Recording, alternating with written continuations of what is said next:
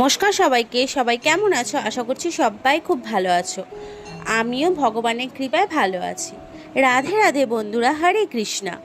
দেখো, জন্মাষ্টমীর দিন সকালে আমার দুই গপুকে নিয়ে চলে এসেছিলাম স্নান করাবো বলে। এই ছোট্ট গপুটা আমার মায়ের, মানে আমার ভাই, আর এটা আমাদের বাড়ির গপু। আমার বাড়ি যখন এসছে দুজনই এখন আমার। তোমাদের সাথে একটা গল্প শেয়ার করি।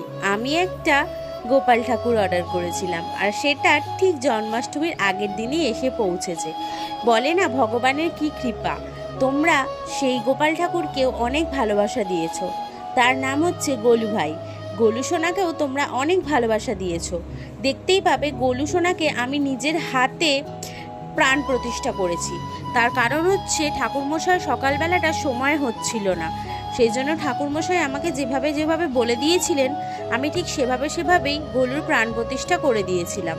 আর বিকেলবেলা এসে ঠাকুরমশাই পুজো করে দিয়ে গেছেন। সেটার ভিডিও তোমরা নেক্সট পার্টে দেখতে পাবে। এখন শুধু গপু কিভাবে স্নান করলো, স্নান করে নতুন জামা কাপড় পরলো, সেটাই দেখতে পাবে। এই যে দেখো, বলতে বলতে আমার গোলু সোনা চলেও এসেছে। গোলু সোনাকে সুন্দর করে সাজিয়ে নিচ্ছিলাম, যাতে সাজানোর পরে যখন আয়নাটা ওকে দেখাবো, ওর এই মনটা আর প্রাণটা যেন সেই আয়নার মধ্যেই রয়ে যায়, আর ওর নিজের মধ্যেই থেকে যায়।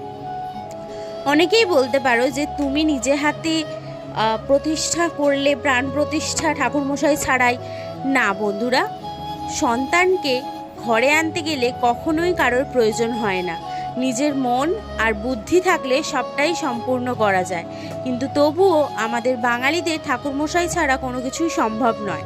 তাই আমি কারণবশত ঠাকুরমশাইকে পাইনি, তাই নিজে হাতেই প্রাণ প্রতিষ্ঠা করে নিয়েছি। আর হ্যাঁ, সন্তানকে আনতে গেলে কখনো কারোরই প্রয়োজন হয় না। তাই গবলুকে আমি নিজের সন্তানের মতোই কিন্তু ভালোবেসে ওর ওর অঙ্গে প্রাণ দিয়েছি। যতটুকু পেরেছি আমি করার চেষ্টা করেছি। স্বয়ং শ্রীকৃষ্ণের কৃপা না থাকলে কখনোই হয়তো এটা সম্ভব হতো না। হয়তো উনি নিজেই চেয়েছেন যে আমার হাতে উনি প্রতিষ্ঠিত হবেন, তাই জন্য আমি যতটা পেরেছি মন থেকে আর অনেকটা শক্তি নিয়ে করেছি। প্রথমে একটু মন খুঁতখুত করছিল, কিন্তু তারপর ভাবলাম ভগবানের হয়তো এটাই ইচ্ছে, তার ইচ্ছেতেই যেটা হচ্ছে সেটা হোক। কথায় আছে, যিনি দেয় চিনি যোগায় চিন্তামণি। কি বলো বন্ধুরা, ঠিক বললাম তো? তোমাদের বাড়িতে গোপু সোনাদের ছবিগুলো দেখে মন প্রাণ সব ভরে উঠলো। আর সত্যি খুব ভালো লাগলো যে সবাই এভাবেই পুজো করেছো। ভীষণ ভালো লাগলো। গোপালের সেবা করা কিন্তু মুখের কথা নয়।